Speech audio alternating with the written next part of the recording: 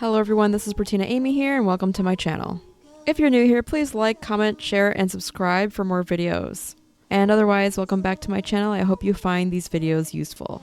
So in this video, the point is to show you how to make a matching notebook with the folder of idea number 1 for back to school supplies.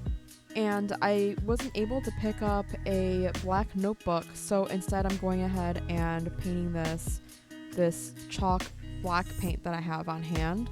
And definitely make sure you have something to prevent the paint to get onto your actual notebook pages. I just want to make sure that both the notebook and the folder are clearly matching each other.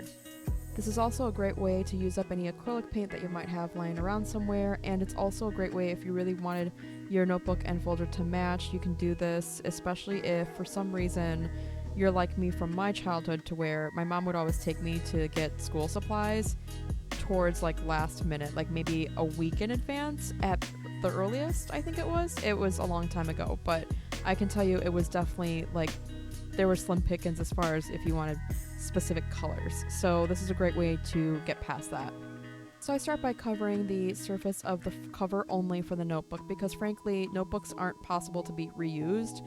You can save them permanently if you wanted to, but generally, at least in my experience, we typically wouldn't save them.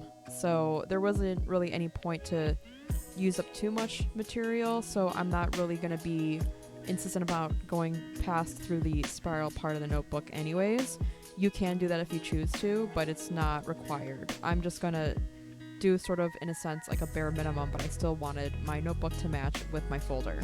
As a result, you'll see that I'm not even overlapping the tissue paper beyond the edge of the notebook, just because it's really not necessary. So instead, I'm doing the exact opposite, where I don't mind if tissue paper is not going all the way to the edge. I'm just letting it be kind of jagged edges to the close to the edge as possible, and it kind of gives it a different effect.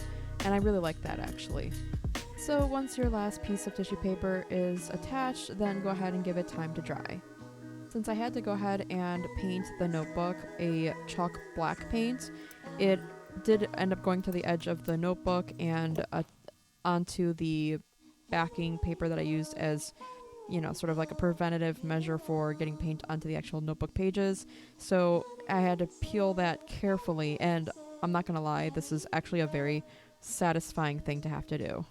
You can see that I had a little bit of excess, so I just peeled that away so it doesn't go past the edges of the actual notebook. And then I just did a touch-up using Mod Podge, of course. Then lastly, I took the template from the previous video for the folder, and I took another note card and I just used that as a way to trace cut around it at the same time. And then I had my new sort of label to use. Then I went ahead and took my stamps, wrote what I wanted on there as my subject, then glued it on and realized something was missing. So then I decided to take a red marker and just use it to ink the edges, since it would be the closest to one of the two colors on the pattern I created with the tissue patterns. Let me know in the comments below if this is a project that you think you might take on for either yourself as a student or as a project for a child of yours that is a student. If you decide to try this project out, I would love to hear about how well it turned out in the comments below. If you enjoyed this video, please like, share, comment, and subscribe for more, and we'll see you in the next one. Thanks for watching. Bye.